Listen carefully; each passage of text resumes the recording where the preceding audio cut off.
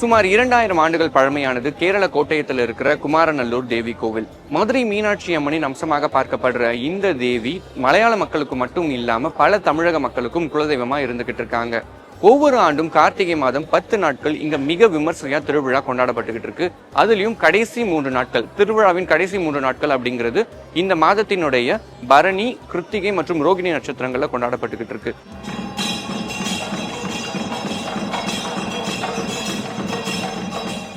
இன்று பரணி நட்சத்திரத்தினுடைய முதல் நாள்.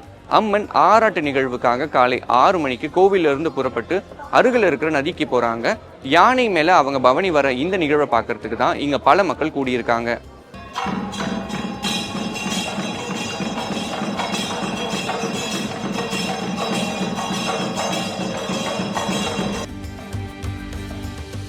காலை 6 மணிக்கு துவங்குற இந்த ஆராட்டு நிகழ்வுல அம்மன் கோவிலிருந்து யானை மேல புறப்பட்டு கோவிலிருந்து சுமார் ஒரு 500 மீட்டர் தொலைவில் இருக்கிற நதிக்கரைக்கு வீதி உலாவா போறாங்க.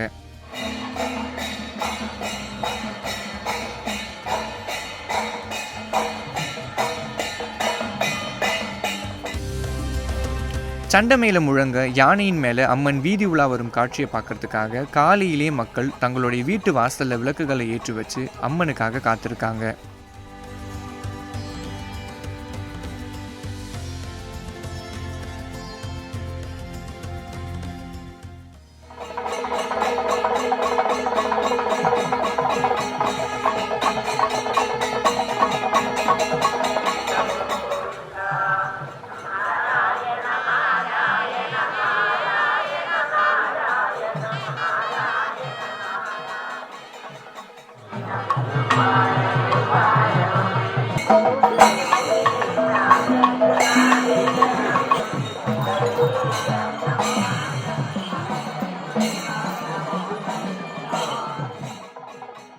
நதிக்கரையில் அம்மனுக்கு பூஜைகள் செய்யப்படுது. பூஜையின் பொழுது மஞ்சளினால் அபிஷேகம் செய்யறாங்க. அந்த மஞ்சள் மக்களுக்கு பிரசாதமாகவும் கொடுக்கப்படுது.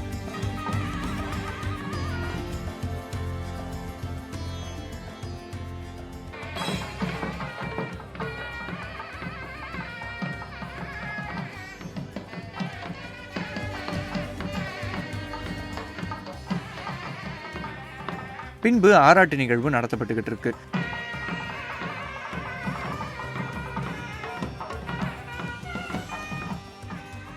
ஆராட்டு நிகழ்வின் பொழுது சங்கு, சண்டமேளம், தவில், நாதஸ்வரம் போன்ற பல இசைக்கருவிகள் இசைக்கப்படுது.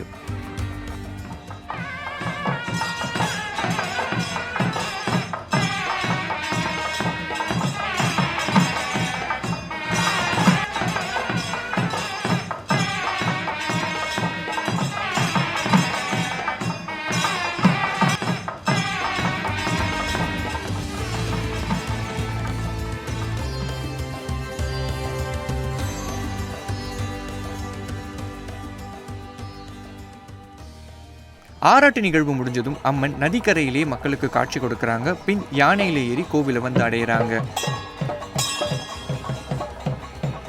இந்த கோவிலுக்கும் சுற்றி இருக்கிற கேரளாவில் இருக்க மற்ற கோவில்களுக்கும் இருக்கிற ஒரு தனி சிறப்பு என்ன அப்படின்னு பார்க்கும்பொழுது, திருவிழாவின் 10 நாட்களும் இந்த கோவிலில் மட்டும்தான் ஆராட்டு தினமும் நடைபெறுது. மற்ற கோவில்களில் கடைசி நாட்கள் மட்டும்தான் ஆராட்டு இருக்கும். ஆனால் இங்கே இருக்கிற தேவிக்கு தினம் தினம் ஆராட்டு நடத்தப்படுவது ரொம்பவே சிறப்பாக பார்க்கப்படுது.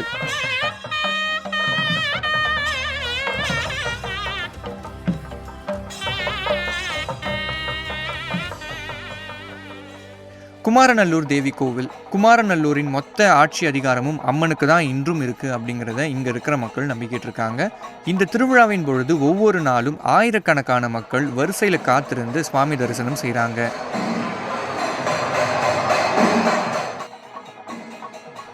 கேரளாவில் மற்ற கோவில்கள் இருப்பது போலவே இங்கேயும் அம்மனை பார்க்கும் பொழுது ஆண்கள் மேல் சட்டை அணியக்கூடாது அப்படிங்கிற ஐதீகமும் இருக்கு.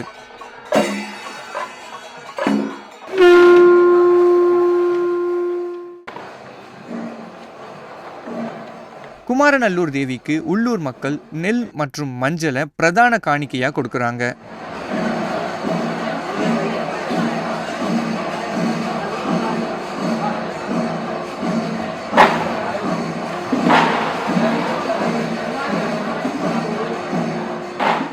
திருவிழாவின் 10 நாட்களும் பூஜைகளைப் போலவே பாரம்பரியமான கலை நிகழ்ச்சிகள் இங்கு தினமும் நடத்தப்பட்டுக்கிட்டே இருக்கு.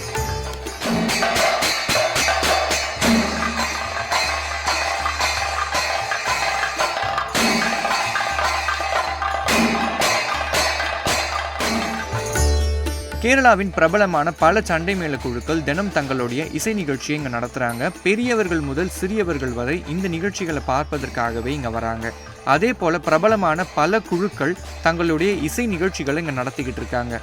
ஆயிரக்கணக்கான மக்கள் இந்த இசை நிகழ்ச்சியை பார்க்க வராங்க அப்படிங்கிறது ரொம்பவே குறிப்பிடத்தக்கது.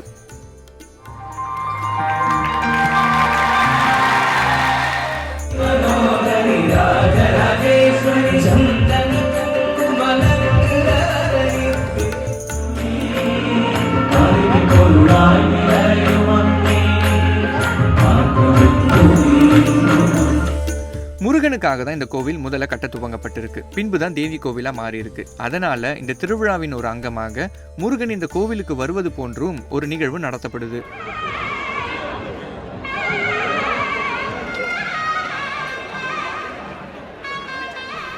திருவிழாவின் ஒரு முக்கியமான அங்கம் எது அப்படின்னு பார்த்தா இந்த 5 பெண் யானைகள் தான். தேவி இங்க வந்த காலத்துல ஒரு லேடி பாலிகா ரூபத்துல தான் இந்த தேவியை கோவிலுக்குள்ள பார்த்தா. அதனால அந்த பாலிகா ரூபமே இங்க இப்படி மனசுல எல்லாரோடும் வச்சிருக்கா. அதனால அப்படியாக்க இங்க பூஜாசிகள் எல்லாம் நடக்கிறது. இப்ப மதுரை மீனாட்சி பாலிகா ரூபத்துல இருக்கா. அதனால ஃபீமேல் எலிஃபென்ட் தான். மெயில் எலிஃபென்ட் பாலிகா குழந்தைக்கு பேடியா இருக்குமே, அதனால எடுக்கிறது இல்லை.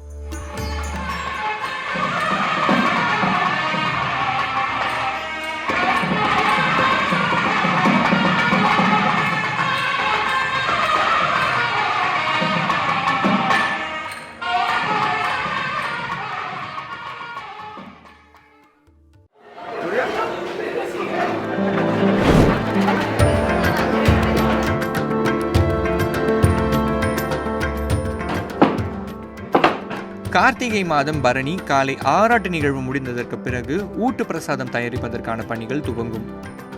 ஊட்டு பிரசாதம் வழங்குவது அப்படிங்கிறது இந்த திருவிழாவிலே மிக முக்கியமான ஒரு நாள். கிருத்திகை அன்னைக்கு கொடுக்கப்படுற இந்த பிரசாதத்திற்கான வேலைகள் பரணி அன்றே துவங்குது. காலை 9 மணி முதலே 50க்கும் மேற்பட்ட பெண்கள் குழுக்களாக அமர்ந்து இந்த காய்கறிகளை நறுக்கும் பணியில் ஈடுபடுறாங்க.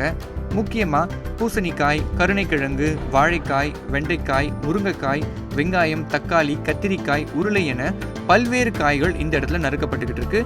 ஒவ்வொருவரும் தங்களுக்கு பிடித்தமான தேவியின் பாடல்களை பாடிக்கொண்டே சந்தோஷமா இந்த காய்கறிகளை நறுக்கிக்கிட்டு இருக்காங்க.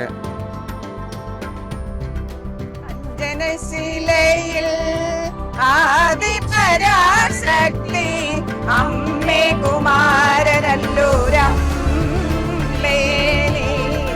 என் மனசில் பத்ர தீபம் தெளியும் போல் வந்தனஞ்சு மாகேந்திர நீலாபயாய் அஞ்சன சிலையில் ஆதிபராசக்தி அம்மே குமாரநல்லூரம்.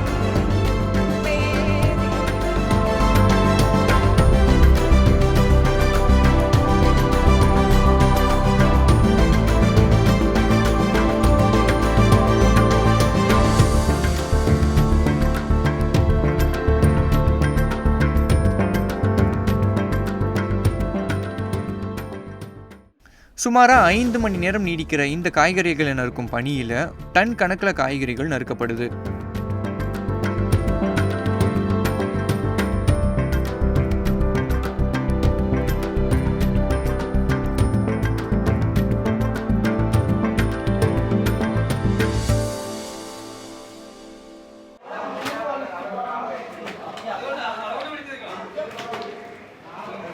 பின்பு மாலை 3 மணி போல தீயூட்டப்பட்டு சமையல் பணிகள் துவங்குது.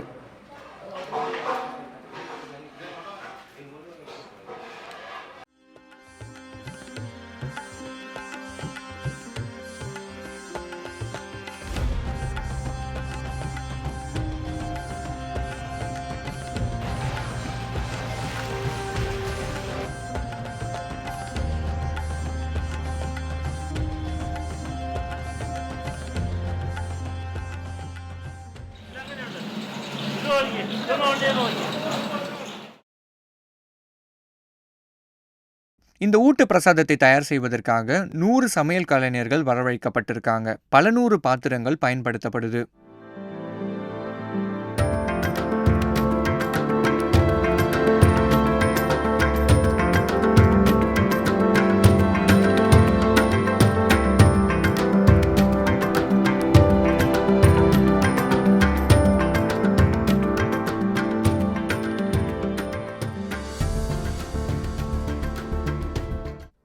சுமாரா 15 மணி நேரம் தொடர்ந்து இந்த ஊட்டு சமையல் பணியானது நடைபெறுது.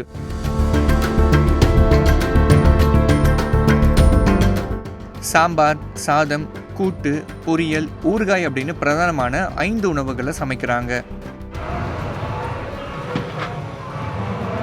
ஒரு பக்கம் ஊட்டு பிரசாதம் தயார் செய்யும் வேலைகள் நடக்கும் பொழுதே மற்றொரு பக்கம் கோவிலுக்குள்ள பாரம்பரியமான நிகழ்ச்சிகளும் நடைபெறுது.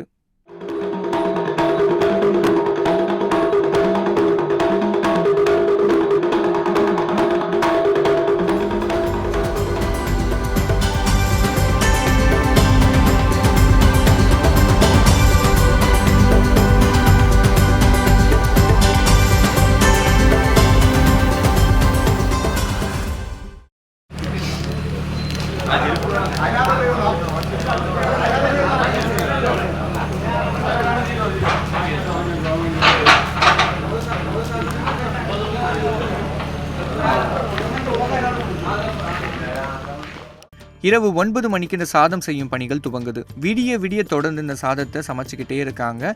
சமைக்கப்பட்ட சாதத்தை அருகில் இருக்கிற ஒரு அறையில் சேமித்து வைக்கிறாங்க.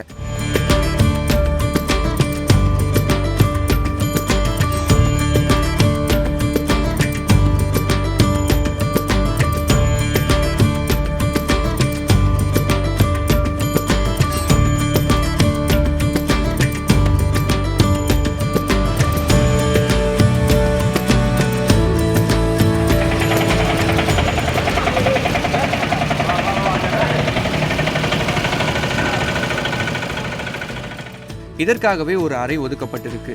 விடிவதற்குள்ள அங்க மலை போல சாதம் குவிக்கப்பட்டிருக்கு.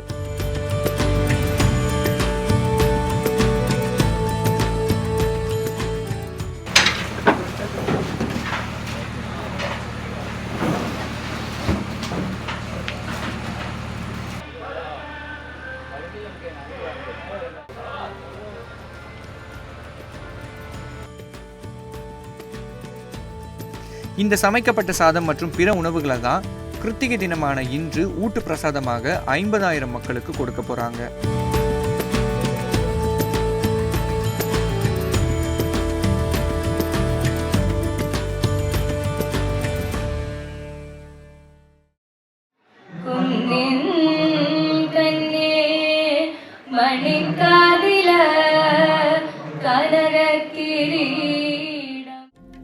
குமாரநல்லூரை எதிர்பார்த்த ஊட்டு பிரசாத நிகழ்வு காலை 10 மணிக்கு பாரம்பரிய பாடலோட துவங்குச்சு.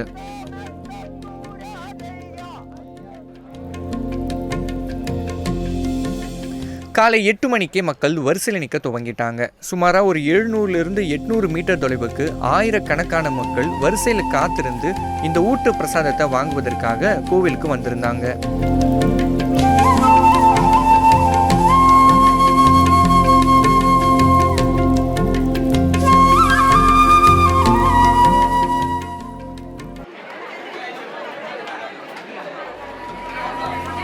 ஊட்டு பிரசாதம் கொடுப்பதற்காகவே கோவிலோட அருகாமையில தற்காலிகமான ஒரு இடம் உருவாக்கப்பட்டது. 6-7 வரிசைகள்ல 50க்கும் மேற்பட்டோர் இந்த உணவு பரிமாறும் பணியில ஈடுபட்டிருந்தாங்க.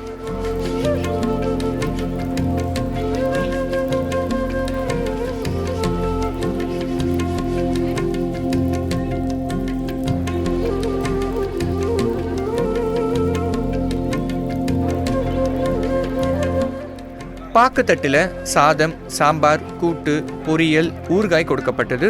பின்பு மக்கள் குடிப்பதற்காக தண்ணீர், மோரும் வழங்கப்பட்டது.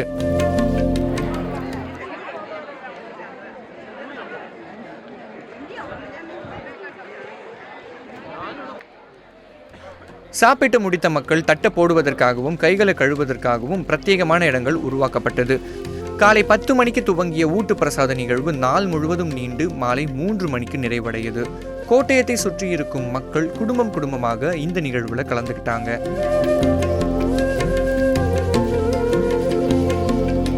சுமாராக 50,000 மக்கள் நாள் முழுவதும் வரிசையில காத்திருந்து இந்த ஊட்டு பிரசாத நிகழ்வுல கலந்துக்கிட்டு பிரசாதத்தை சாப்பிட்டு இருக்காங்க. மொத்த கேரளாவிலும் நடைபெறும் பிரம்மாண்டமான ஊட்டு நிகழ்வுல இந்த குமாரநல்லூர் தேவி ஊட்டு நிகழ்வும் ஒன்றாக பார்க்கப்படுது. மதுரை மீனாட்சி அம்மனை பாண்டிய ராஜாவு என்னைக்கும் அவர் தொழ வந்துகின்றிருந்தார். அவர் தெய்வீ தரிசனத்துக்கு வரும்போது தேவியோட ஒரு மூக்குத்தி ரொம்ப பளபளான்னு பிரகாசமாக ரொம்ப வேல்யூ உள்ள ஒரு மூக்குத்தி தேவிக்கு இருக்கும். என்னைக்கும் அந்த மூக்குத்தியோட அம்மனை தொடர்றது தான் அவருக்கு ரொம்ப சந்தோஷம். அப்படி ஒரு நாளைக்கு அவர் வந்து பார்க்கும்போது அம்மனோட மூக்குத்தி அங்கே இல்லை. ரொம்ப சங்கடம் வந்தது அவருக்கு. வேகம் அந்த ப்ரீஸ்ட்டை கூப்பிட்டு கேட்டார், எங்கே போச்சு அம்மனோட மூக்குத்தி? அப்போ தான் ப்ரீஸ்ட்டும் அதை பார்த்தார். பார்த்தப்போ மூக்குத்தி இல்லை. அவருக்கும் ரொம்ப விஷமாயிடுது, என்ன இப்படி சம்பவிச்சுது. அங்கெல்லாம் தெரிஞ்சு பார்த்தா அது எங்கேயோ கிடைக்கல, எங்கேயோ மிஸ்பிளேஸ் ஆகிடுது. அவர் சொன்னார், 41 days உனக்கு டைம் தரேன், 41 daysக்குள்ளே நீ இந்த மூக்குத்தியை திருப்பி தேவி பக்கத்தில் வைக்காட்டால் உன்னோட சிரசு நான் களைஞ்சு விடுவேன்னு சொல்லி சொன்னார்.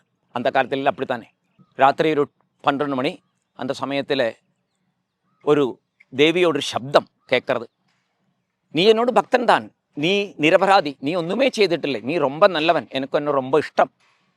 ஆனால் இங்கே உனக்கு லைஃப் முன்னாக்க போக முடியாது, நாளைக்காவா உன்னை கொன்னுடுவா, அதனால நீ என் கூட வா, நான் ஒரு லைட்டாக முன்னாக்கம் வந்துட்டு இருக்கேன், நீ என் கூட வா.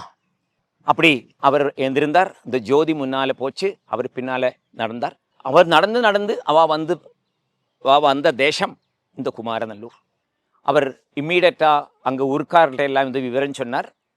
ஊர்க்காரர் எல்லாருமா ராஜாவை, கோட்டையம் ராஜாவை இந்த விவரம் சொன்னார் கோட்டையம் ராஜா கிட்ட. அப்போ ராஜா சொன்னார், இல்லை அந்த கோவில் முடியாது, அந்த கோவிலில் சுப்பிரமணிய சுவாமிக்கு ஆகிட்டு நான் கோவில் பண்ணின்னு இருக்கேன், சுப்பிரமணிய சுவாமிக்கு விக்கிரகம் பண்ணின்னு இருக்கேன், அதனால அங்கே முடியாது, அங்கே இப்படி தேவி ஒன்றும் இல்லை, நீங்கள் சும்மா சொல்கிறாள்னா. பெட்டன்னு அங்கே ஒரு சன்னியாசி அங்கே வந்தார். சாட்சால் பரசுராமன் என்றுபடி ஒரு ஐதீகம். அவர் சொன்னார், இல்லை இது தேவிக்கு இங்கே ஸ்தானம் கொடுக்கணும்னு சொல்லி சொன்னார். ராஜா ரொம்ப தேஷ்யப்பட்டார்.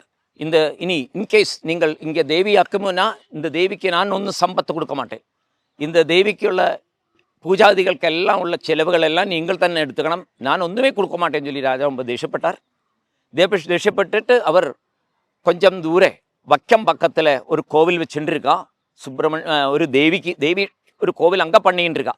அந்த கோவில் பார்க்கறதுக்கு இவர் போட்டில் அதில் கயறி அவர் வக்கத்துக்கு போய்கின்றார் அந்த தேவி கோவில் பார்க்கறதுக்கு. அந்த பார்க்க போகிற சமயத்தில் பெட்டன்னு வழி முழுவன் ஸ்னோவால் மஞ்சு வந்து மூடிடுத்து, இவருக்கு முன்னால் போக முடியலை. இவருக்கு ரொம்ப பயமாக எடுத்து, என்ன இப்படி வரதே.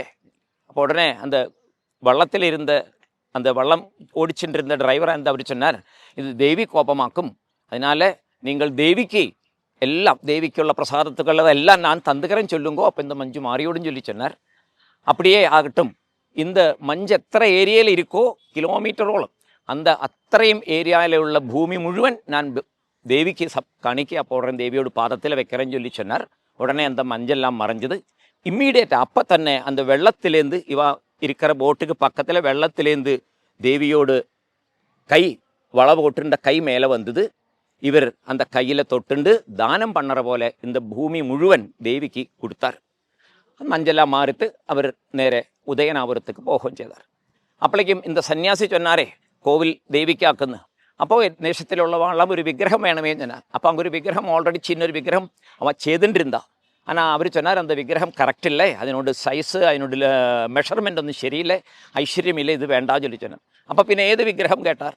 அப்போ சொன்னார், அந்த பக்கத்தில் ஒரு 5-6 கிலோமீட்டர் பக்கத்தில் வேதகிரின்னு ஒரு இடம், அங்கே ஒரு கிணத்துல தேவியோடு அஞ்சன சிலையில் பண்ணின விக்கிரகம் இருக்குது, நீங்கள் அதை போய் கொண்டு வாருங்கோன்னு சொன்னார். சாட்சால் பரசுராமன் தான் அவர். வேகம் இங்கேருந்து ஆள்கார் எல்லாருமா போய் அங்கே போய் அந்த விக்கிரகத்தை அங்கேருந்து கொண்டு வந்து அந்த விக்கிரகத்தை இந்த குமாரநல்லூர் கோவிலில் வச்சா. அதுதான் இப்போது நம்ம பார்த்து வணங்குற அஞ்சன சிலையில உள்ள தேவி விக்கிரகம். அது மாதிரி பெரிய ஃபயர் ஒர்க்ஸ் ஒன்றும் இல்லை, தீபாலங்காரம் தான் எல்லா இடத்துலையும். குழந்தைகளுக்கு தீபம் தானே ഏറ്റവും இஷ்டம் பார்க்கறதுக்கு.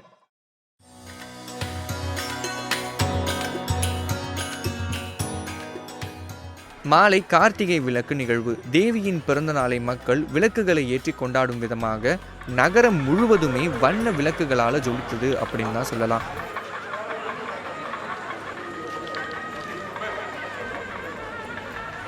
கோவில் துவங்கி நதிக்கரை வரை மக்கள் வீதி முழுவதும் ஆயிரக்கணக்கான விளக்குகளை ஏற்றி வைத்திருந்தாங்க.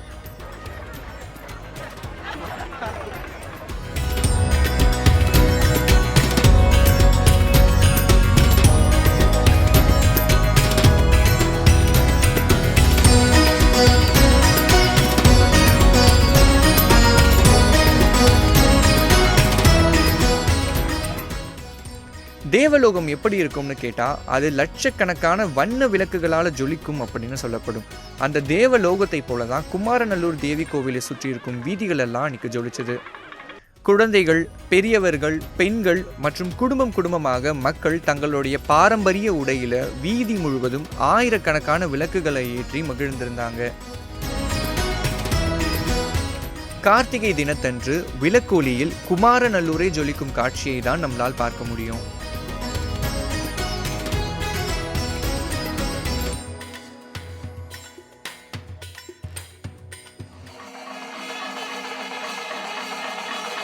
கிருத்திகைக்கு மறுநாள் திருவிழாவின் கடைசி நாள் ஆராட்டு நிகழ்வு.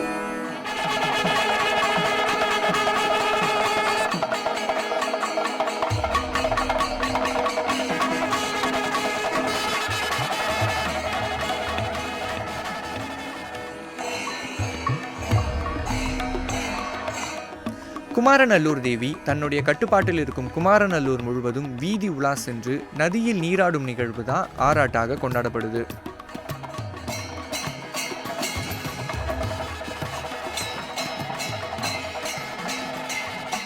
மதியம் 3 மணிக்கு கோவிலிலிருந்து 3 யானைகளோடு தேவி வீதி உலாவுக்கு புறப்படுறாங்க. முக்கியமா மக்கள் தங்களுடைய வீட்டு வாசல்ல விளக்குகளை ஏற்றி வைத்து நெல் மற்றும் மஞ்சளை காணிக்கையா கொடுப்பதற்காக காத்திருக்காங்க.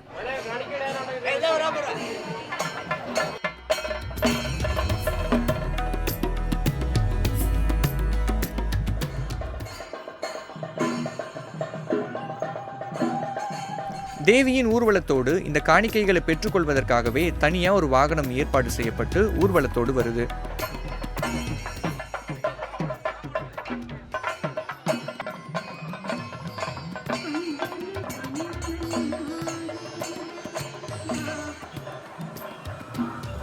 ஒவ்வொரு மக்களும் தேவி தங்களுடைய வீட்டுக்கு அருகாமையில வரும் பொழுது நெல் மற்றும் மஞ்சளை காணிக்கையா அம்மனுக்கு கொடுக்கறாங்க.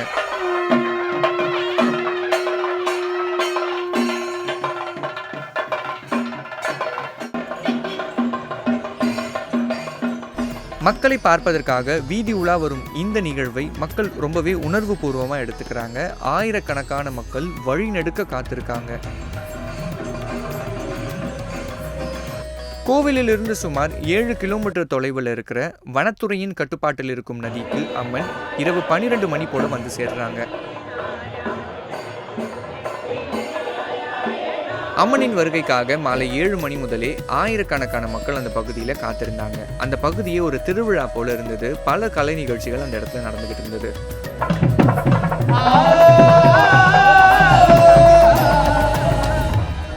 மன்னராட்சி காலத்துல ஆராட்டு நிகழ்வுக்காக வீதி உலா வரும் அம்மனுக்கு மன்னர் படையிலிருந்து மரியாதை செலுத்துவது வழக்கமா இருந்திருக்கு. போர் வீரர்கள் செய்த அந்த மரியாதையை தற்பொழுது காவல்துறையினர் செய்றாங்க.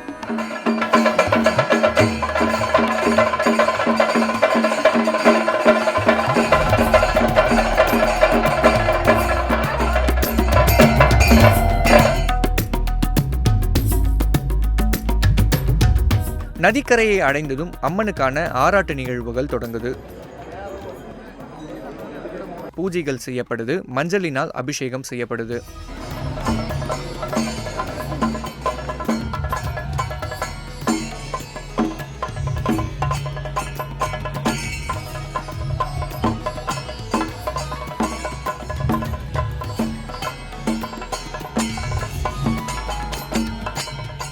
இந்த நிகழ்வை பார்ப்பதற்காக ஆயிரக்கணக்கான மக்கள் நதியை சுற்றி திரண்டிருந்தாங்க. சிலர் படகுகளின் மூலம் நதியிலிருந்தும் கூட இந்த காட்சிகளை பார்த்தாங்க.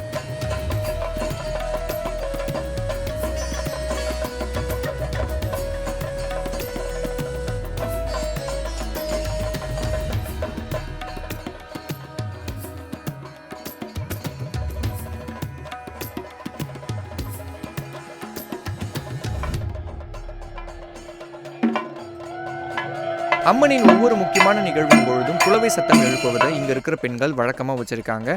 அதே குலவை சத்தம், சண்டை மேல சத்தத்தோட இந்த ஆராட்டு நிகழ்வு நிறைவடையுது.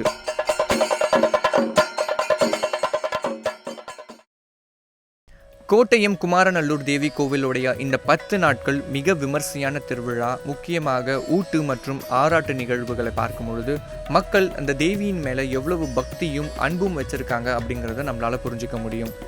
கேரள மக்கள் மட்டும் இல்லாமல் குமாரநல்லூர் தேவி மதுரை மீனாட்சியின் அம்சமாகவும் இருப்பதனால வருடா வருடம் பல தமிழர்கள் இந்த திருவிழாவில் கலந்துக்கிறாங்க.